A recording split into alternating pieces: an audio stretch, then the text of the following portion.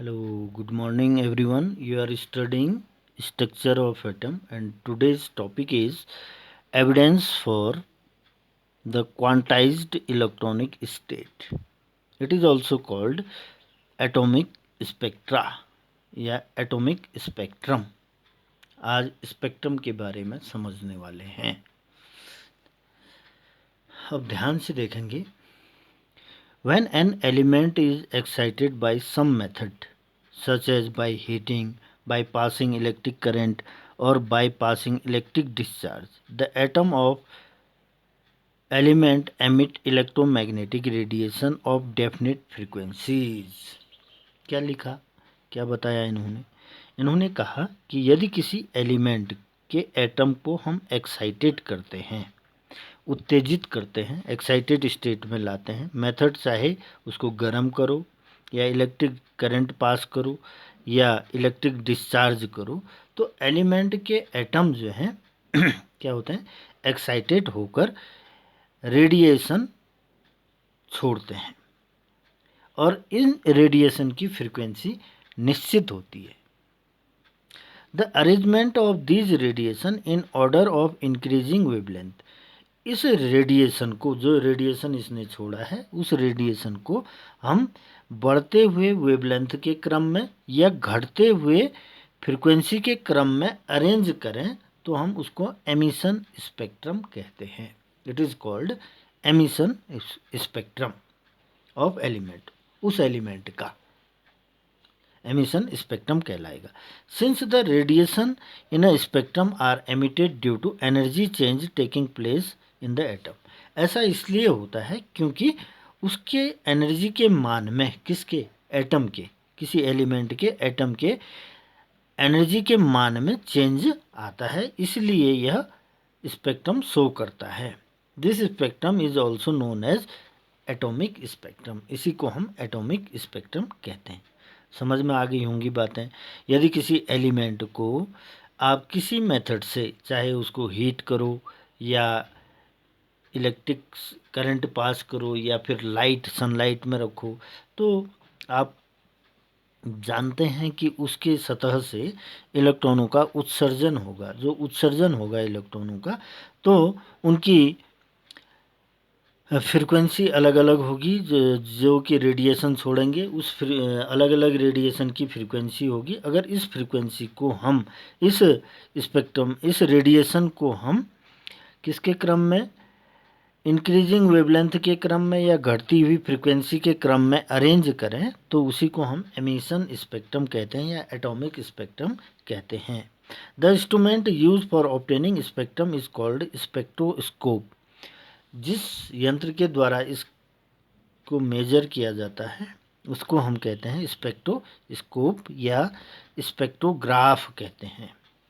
In the spectroscope light is passed through a prism and emergent light is observed. Spectroscope में क्या किया जाता है, प्रिज्म से होकर लाइट को गुजारा जाता है, इमर्जेंट जो लाइट होती है उसको ऑब्जर्व किया जाता है। प्रिज्म से लाइट को गुजार देंगे, उसके बाद जो इमर्जेंट लाइट होगी उसको हम क्या करेंगे, उसका निरीक्षण करेंगे, परीक्षण करेंगे।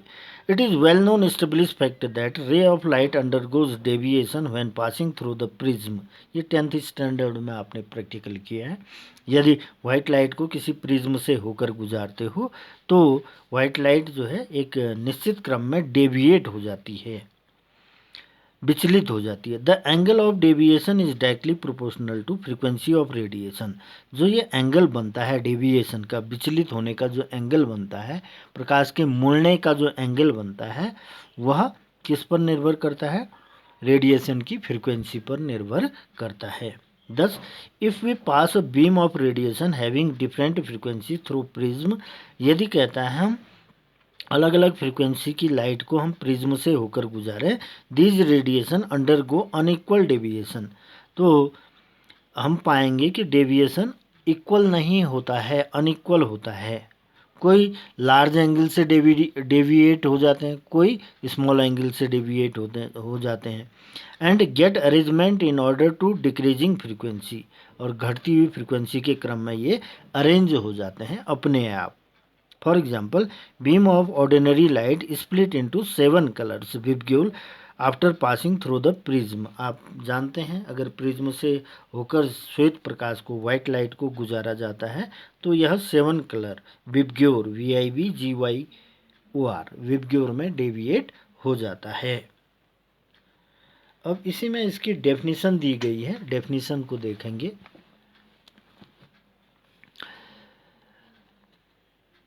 Phenomenon of splitting of beam of light into radiation of different frequency after passing through the prism is called dispersion, and pattern of radiation obtained after dispersion of beam of light is called spectrum. इस घटना को हम क्या कहते हैं? Spectrum कहते हैं।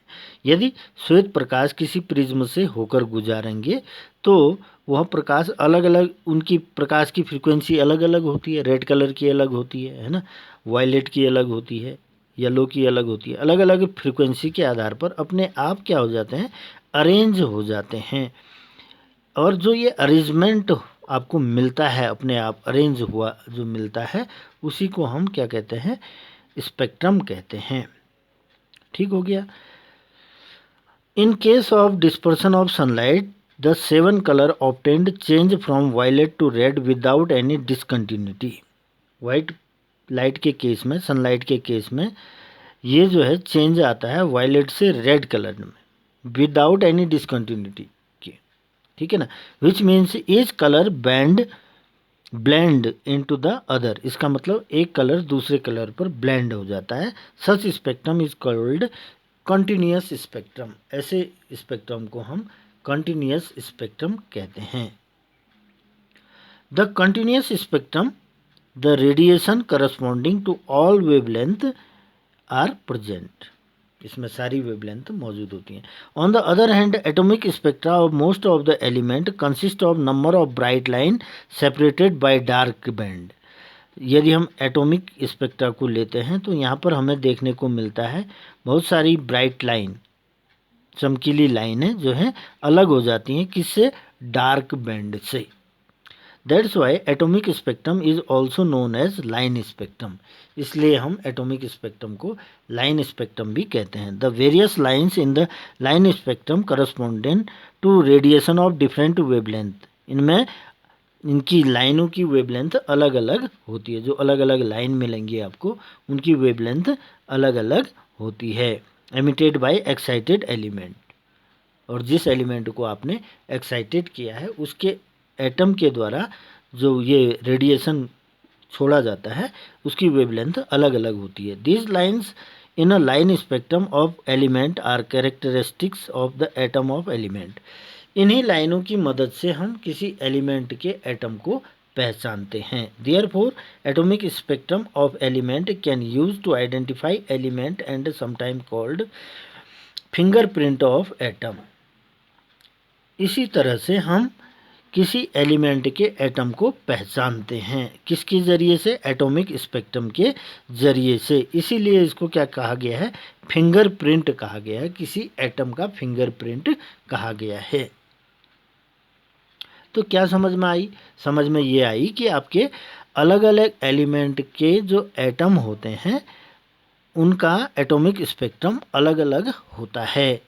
अलग अलग होगा तभी तो आप एटम को पहचान पाओगे कि ये इस एलिमेंट का एटम है। German chemist Robert Bunsen was the first scientist to use spectra to identify element. ये पहले वैज्ञानिक थे जिन्होंने एटॉमिक स्पेक्ट्रम का उपयोग किया किसी एलिमेंट को पहचानने के लिए। Element like rubidium, caesium, indium, scandium were discovered when their mineral were analysed. ये सारे एलिमेंट जो हैं पहचाने गए। कब? जब इनका एनालिसिस किया गया। किसके ज़रिए? स्पेक्ट्रोस्कोपिक मेथड के ज़रिए। जो मेथड आपको पढ़ाई अभी मैंने, उसके ज़रिए। अब यहाँ पर हाइड्रोजन स्पेक्ट्रम को पढ़ते हैं। इसको आप पढ़ लेना, एब्जॉर्प्शन स्पेक्ट्रम को आपको समझ में आ जाएगा, दिक्कत नहीं है इसमें। मैं हाइड्रोजन स्पेक्ट्रम आपको पढ़ा दे रहा हूँ, इसको आप पढ़ लेना और थोड़ा सा नोट्स बना लेना इसमें। और इसका जो डायग्राम है, करस्पॉन्डिंग जो डायग्राम है वो ये रहा एब्जॉर्प्शन स्पेक्ट्रम का। वो देख रहे हो, वही लैंप से स्लिट के माध्यम से लाइट को गुजारी गई है वेपर सॉल्यूशन में। किसी पदार्थ का वेपर सॉल्यूशन, वेपर या सॉल्यूशन लिया गया है किसी पदार्थ का इस कंटेनर में, फिर प्रिज्म से होकर लाइट गुजारी गई है। फिल्म पर देखने के बाद उस पर क्या मिले, dark band separated with light lines, bright lines. Dark band, ये काले वाले बैंड जो हैं अलग हो जाते हैं पतली बारीक चमकीली लाइनों से। इस प्रकार के स्पेक्ट्रम को हम एब्जॉर्प्शन स्पेक्ट्रम कहते हैं। हाइड्रोजन स्पेक्ट्रम को समझिए। Atomic spectrum of hydrogen has proved quite helpful to development atomic structure. Hydrogen का जो atomic spectrum of hydrogen proved, इसने इस बात को प्रूव किया और काफ़ी हेल्पफुल हुआ यह हाइड्रोजन का स्पेक्ट्रम एटॉमिक किसी एटम के स्ट्रक्चर को समझने के लिए। It can be obtained by passing the light being emitted from the discharge tube containing hydrogen at low pressure, the spectrograph as shown। यहाँ पर लो प्रेशर पर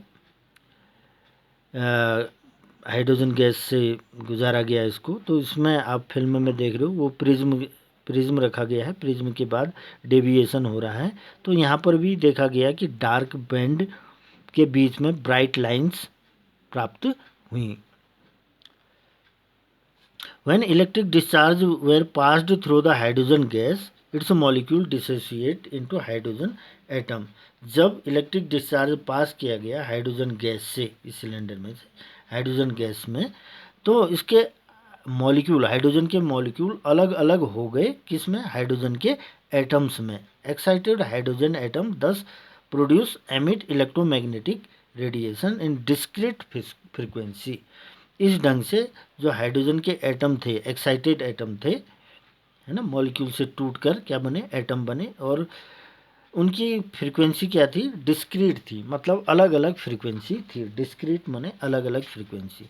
spectrum obtained consist of large number of sharp line, each line correspondent to particular frequency of light emitted by hydrogen atom. Lines of emission spectrum of hydrogen are present in ultraviolet, visible, infrared region। इन रीजनों में देखा गया। While the lines of ultraviolet and visible region can be directly obtained on photographic plate, इनको photographic plate पर प्राप्त किया। The line in infrared region are detected by other method, अन्य method के द्वारा इसको डिटेक्ट किया गया, पहचाना गया। तो Lyman series, The lines emission spectrum of hydrogen are classified into 5 series. यह 5 सीरीज में इनको क्लासीफाई किया गया। पहला है लाइमन सीरीज अल्ट्रावायलेट रीजन में, Balmer series visible region, Paschen series infrared region, Brackett series infrared region और and Pfund series infrared reason.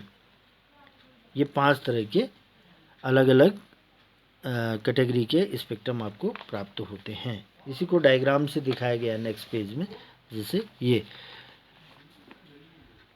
Complete spectrum of hydrogen is shown in figure. ये atomic spectrum hydrogen का है।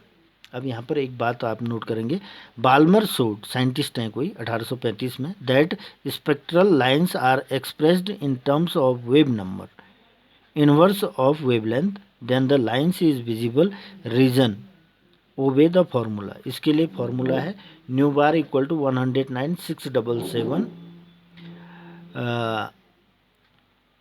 N1 का square minus N2 का square. N1 है ये, 2 का square नहीं है, N1 ये यहाँ पर है formula. Nu bar equal to 109,677 1/N1 का स्क्वायर माइनस 1/N2 का स्क्वायर पर cm। ये फॉर्मूला आपको याद होना चाहिए। और उसके लिए फॉर अलग अलग सीरीज़ के लिए ये चीज़ आप टेबल बना लें याद करने के लिए, फिर इसको समझाएंगे नेक्स्ट पीरियड में। Thank you.